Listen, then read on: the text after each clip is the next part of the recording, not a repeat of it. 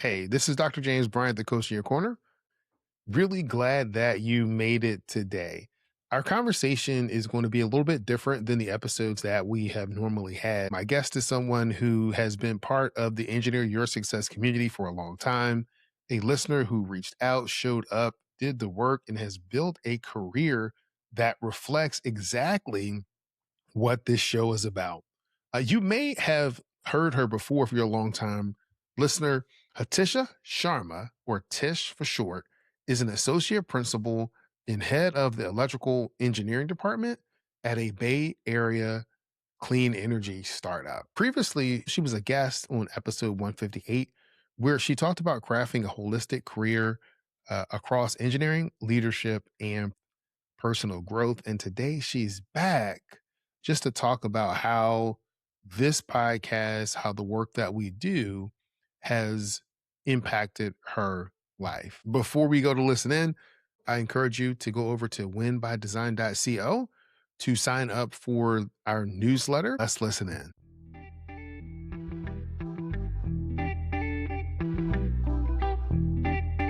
in. Success isn't just about what you achieve. It's about living a life that reflects your values and priorities. Welcome to Engineer Your Success, the podcast that helps you lead with intention and live fulfilled.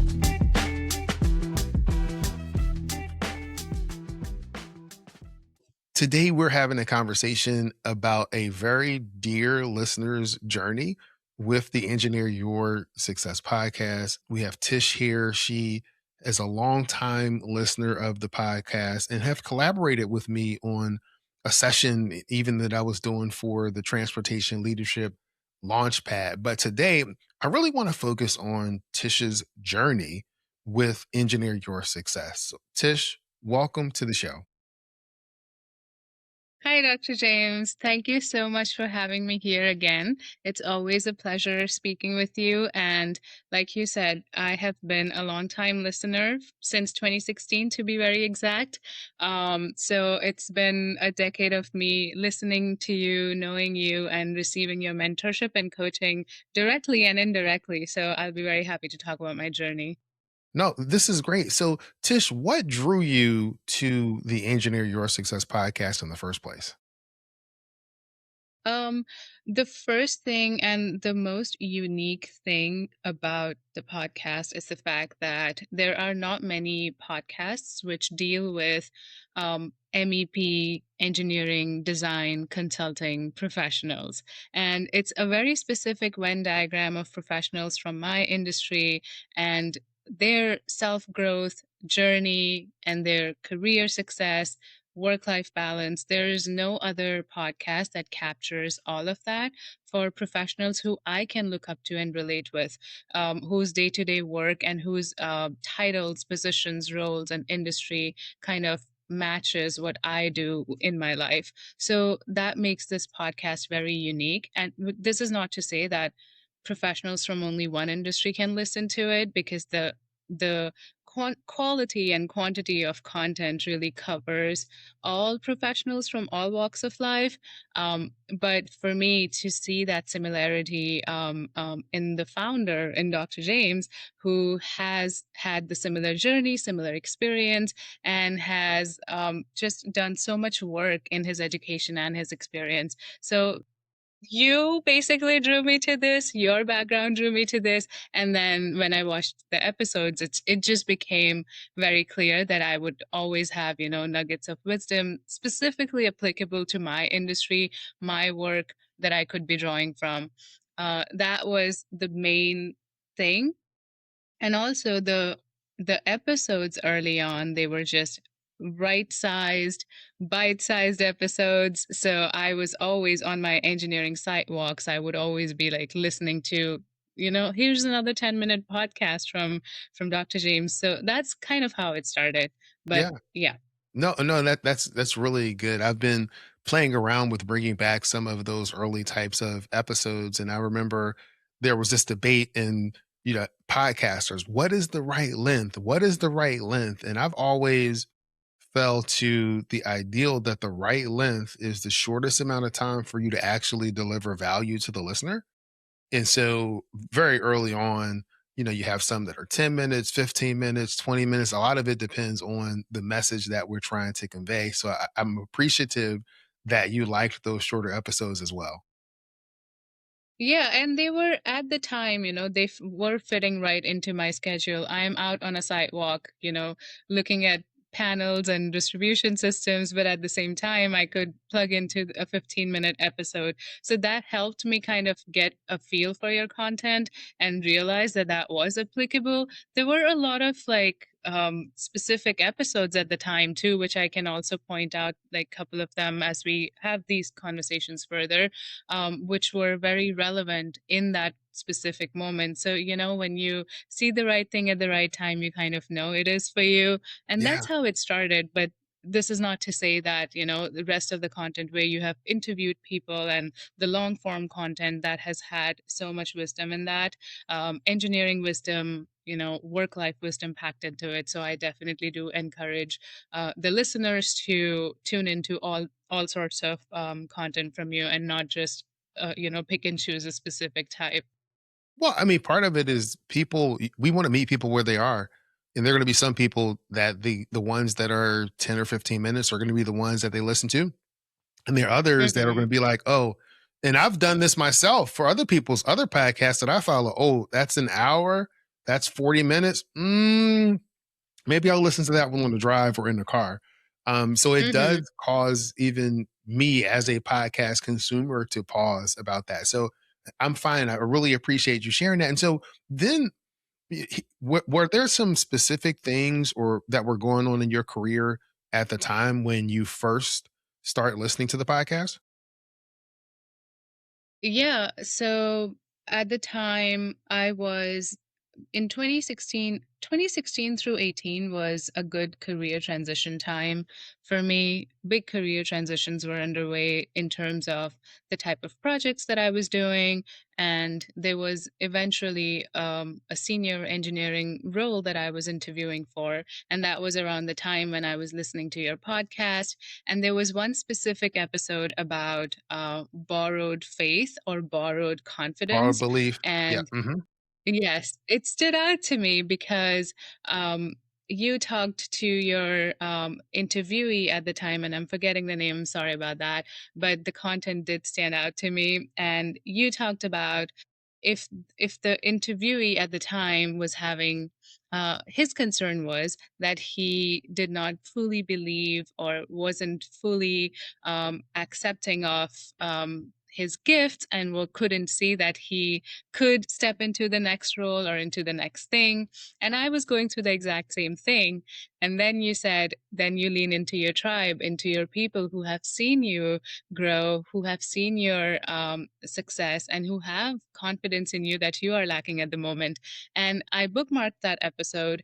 And then later, it led to my conversations with you, and those conversations helped me even further because you asked me some important questions like, what makes you afraid of stepping into this next role?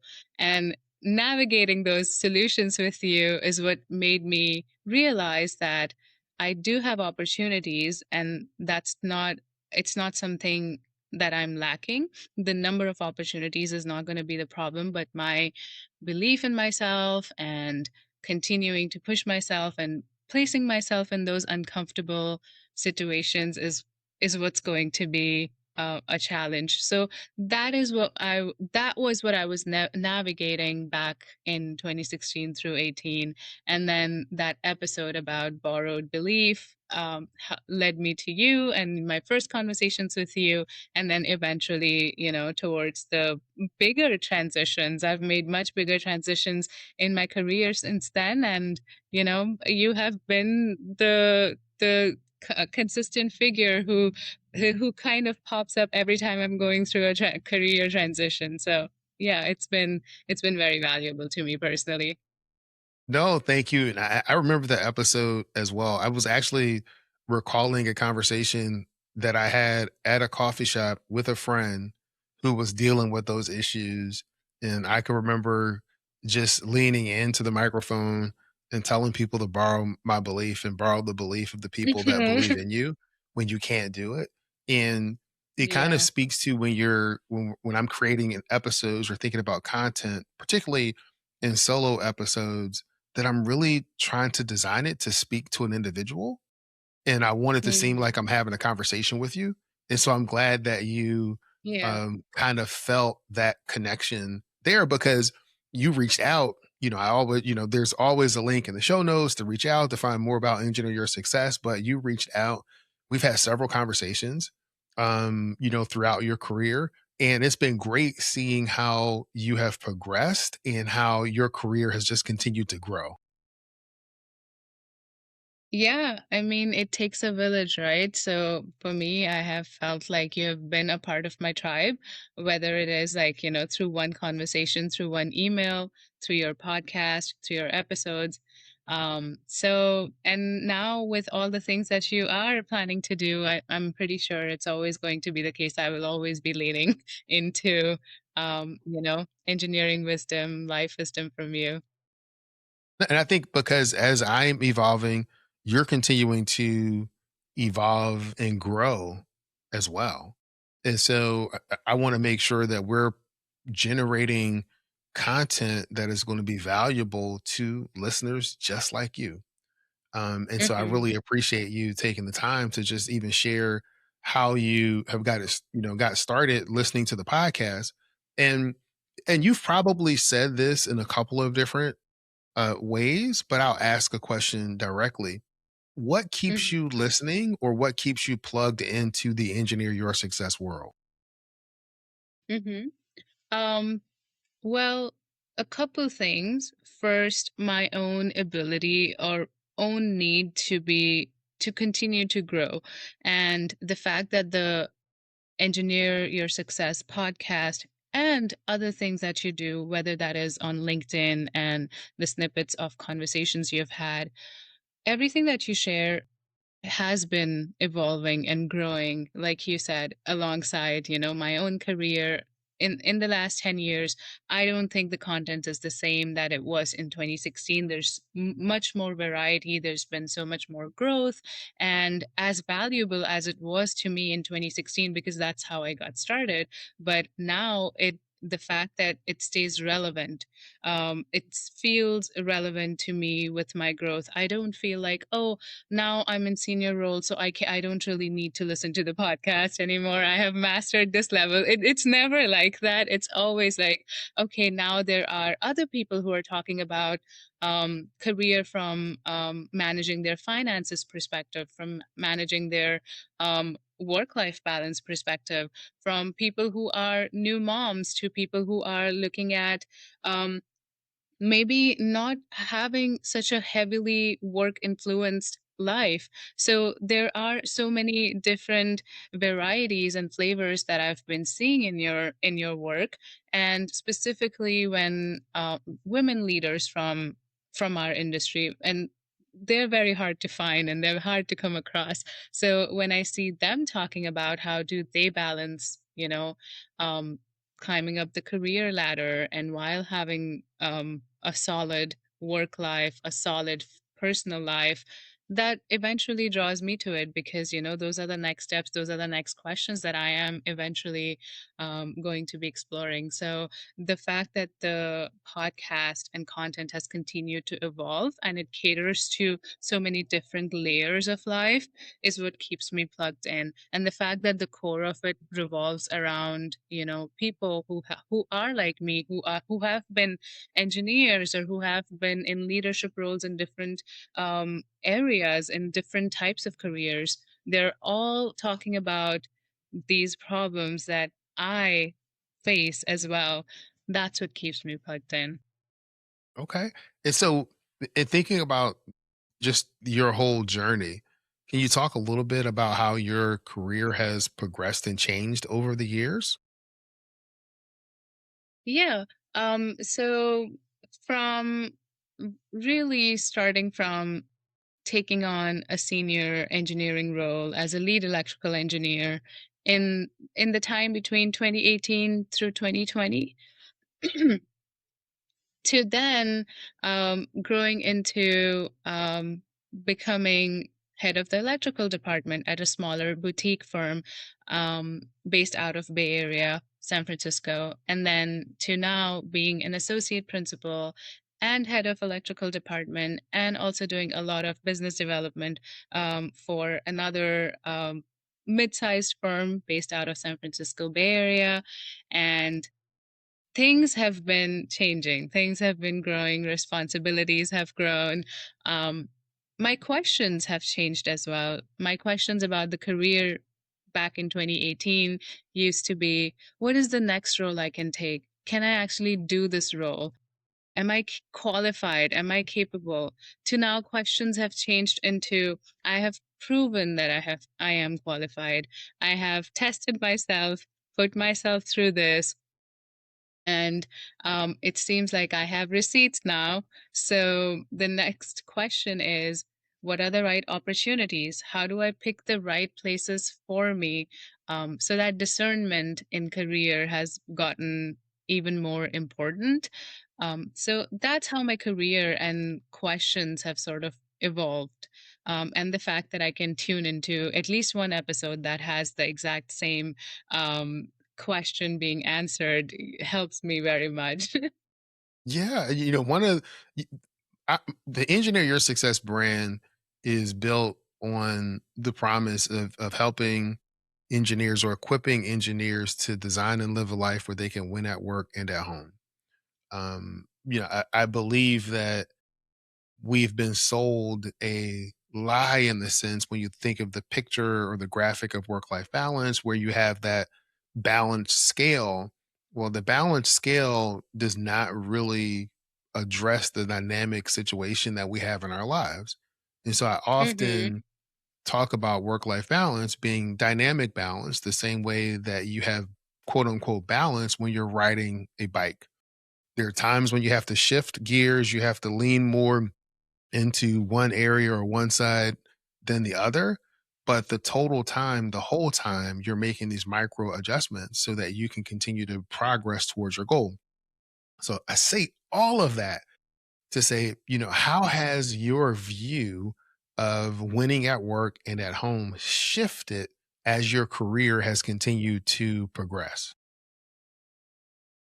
That's a good question. And I think people are going to have very different answers for this one, depending on their age and their priorities, their perspectives. For me, as a professional who still has the liberty to have her own schedule, I'm not bound by, kids and a schedule around a husband. So for me, still my priorities continue. Of course, I do have my own tribe that I need to check in with, my friends, my circles, and people who basically fuel my energy, and people who I love spending time with.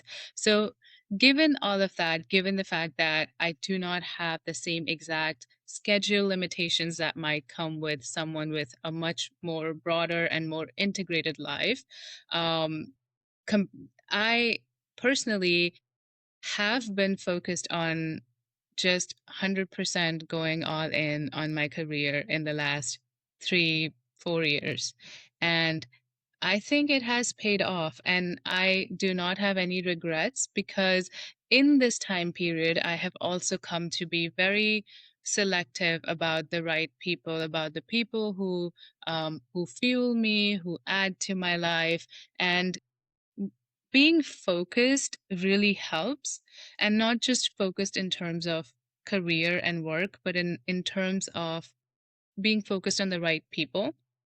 So um, you don't necessarily need to have several networking events, circles of people to feel like you belong in society, or you have like this social life. You really only need a few people, the right people. When you talk to them, they fuel you, they believe in you, they understand that you have this schedule, they understand that your life's priorities are different right now. So I became very good at selecting those people, and it was a journey, like it's a parallel journey of its own. But in the last 3 years, I have really perfected that to a point where my people don't feel like friction. My people Yeah. feel like an addition, they're multipliers. If I tell them next 6 months, I will probably not be 100% with you, but I will make time for these type of things. So if so and so are happening, let me know and I'll show up. But outside of that, I'm not there. So I have just, because I didn't want to look back and regret not having deeper relationships with the right people. Um, so, yeah, just being very focused on the right type of connections. And I personally do not focus too much at this point on the idea of balance. I just focus on priorities. These are the priorities, and how do I make sure everything else fits into that? Um, Hmm.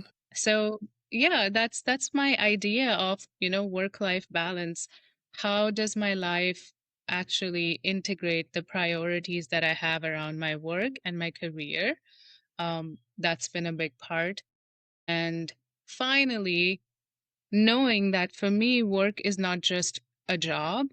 So for me personally, it has become more of a mission where I speak about career transitions at panels and podcasts such as yours. So I talk about these things because work has become more of a mission, and I don't really feel like I'm working a lot of the times. It just feels like a natural extension of what I should be doing with my time. So I have gotten to this very sweet spot, and I know that it's not for everybody. But for me personally, getting into this sweet spot where looking at my work as my mission has actually helped me blur that lines and also fuel myself through work, as opposed to looking at it like, how do I get balance from work? But now, if I feel great after this conversation with you, this is not really work, even though we are talking about engineering and careers and stuff. So really just evolving the idea of work and job into purpose and mission has been a big shift. No, I love that. And by your definition of work, or enjoying your work and that not really being work, I never work because 90% of the time I That's why you do enjoy. so much. Yeah, I enjoy everything that I do. And what I would say is that what you talked about is you're really building your life around your priorities. And I've mentioned this in the past. Our priorities shift. How we define success shifts depending on what stage of life that we're in, depending on what's Mhm. going on in our life.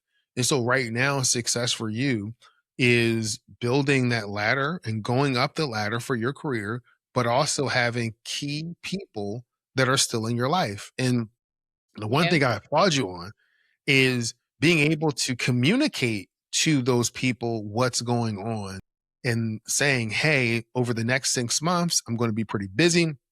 But if these types of events are happening, let me know and I'll do my best to make it. You're still keeping them engaged. You're not asking them for permission, but you are keeping them engaged because to you, that relationship is a priority.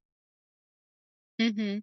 Yes, and finding those relationships that are going to be priority, and also holding myself accountable for making sure that these people stay in my life has been important because, again, as I was growing up, early 20s, I struggled with letting in really, unfiltered relationships into my life, friendships and circles, which were taking a lot of time, which were taking a lot, but I was always feeling drained. And I do think that this is a very important aspect of work life balance because sometimes you are trying to go to your personal life to get that balance from work, but your personal life is what's draining you. And to me, that was the case. And I had to refine my personal life for it to be more joyful and for it to fuel me, for me to finally start having real conversations with people who are not exactly like me, but you know, have similar seeds, similar heart, similar values. And once I refined that, it became much more easier to be focused at work because my mind is not constantly being pulled into 10 different directions of expectations that I haven't met or things that I haven't attended, things that I personally think are irrelevant for me to attend. And but I'm feeling guilty and not being able to communicate that. So And finding the right circle. and when you're focused on growth yourself, it is really hard to have people in your circle that are not interested in growing. That is Yeah. extremely hard. And I can remember you and I having this conversation, and I think part of it you wanted to bring them along, and you're not understanding why they're not. I was like, look, you're not leaving them behind. You are choosing to allow them to stay right where they are. They're making the choice. You're giving them the freedom to make that choice, but you have to keep moving forward. You have to keep moving Yeah. forward. No, Yeah. And once that happened, once I figured out the right people, it became much more easier to focus on work. And the idea of balance didn't seem that hard anymore because now work was fueling, but also the for personal relationships were also fueling me. yeah. So. Yeah, they work together. And when you are getting fueled from both areas or from all areas, it helps to make for a very fulfilling existence. Big time. It's really fulfilling. So, all right, Mhm. if there's an engineer that's listening and they don't know anything about myself, they don't know anything about engineer success, what would you say? Why should they listen to the podcast? Yeah, I would definitely package it into really this one sentence that wherever you are in your career, you are going to get some really important engineering and life wisdom from from this podcast that you are going to need, and you will be able to implement it directly into your career, into your thought process within your career, and it will be useful. And secondly, you will see so many other inspiring professionals within this industry, and seeing them navigate their journey is going to help you stay put, especially in the first couple of years or first few years of your career when things are really rough. But if you're past that rough patch, and if you have made it and you're growing, this still is a great place, even more so now for you because the conversations around work life and career growth are now starting to get more complex. So there is an episode for you at Engineer Your Success podcast, and you should be tuning in. No, that's great, Tish. I really appreciate this. I enjoy our conversations, and what I will say, I value your opinion. I value your insight and your input as, again, as a longtime listener, a person that has listened to the podcast, a person that I've been able to connect with as a result of the podcast. I just really appreciate everything that you provide to the Engineer Your Success community. Thank you so much. I'm so happy to be a part of it. And, whatever turn of events led me to talk to you the first time, I'm always grateful. I always feel like you are a coach on my corner, even though we don't like necessarily talk every day. But even one conversation in 6 months or whether it is in a year, I remember it.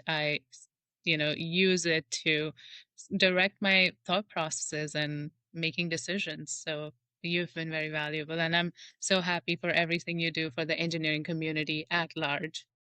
Yeah. And so, we're working on the book, The Engineer's Blueprint for Yes. Success, Stop Balancing, Start Winning. And it's just been a, a great time of growth for me right now, continuing to expand into different things. So, Tish, if somebody wants to follow up with you to kind of reach out or connect, is LinkedIn the best place, or where's the best place for them to reach out to you? Yeah, totally. LinkedIn is the best place to reach out to me. I have linked my personal link tree on there as well, which sort of connects you to my email and other possibilities as well. But LinkedIn continues Okay. to be the primary medium. I'll be sure to put that link in the show notes when this episode is distributed. You've really been gracious with spending time answering my questions. So now it's time to flip the mic where you become the interviewer and I become the interviewee. Tish, what is one question that you have for me? My question is, what type of impact do you want your book to have? That is a great question. Of course, I could say that I want, a million people to read the book and it, to impact a million lives, but really I want that one engineer who may be struggling through how to find the integrated balance or integrated success. The one who is thinking through how do I win both at work and at home? I want them to be able to see a pathway where they can win at both. So if I can impact just one engineer's life where they're able to improve their performance at work or improve their relationship with their family at home, that will be enough for me. Yeah, that's beautiful. And I am rooting for both, quantitative and qualitative Yeah, yeah. goals that you have for the book. I'm cheering you on, and I'm sure anyone who gets their hands on this book, I can already tell that they're going to derive so much from it. And I hope it reaches so many people. All right. Thanks a lot, Tish. Yeah, thank you.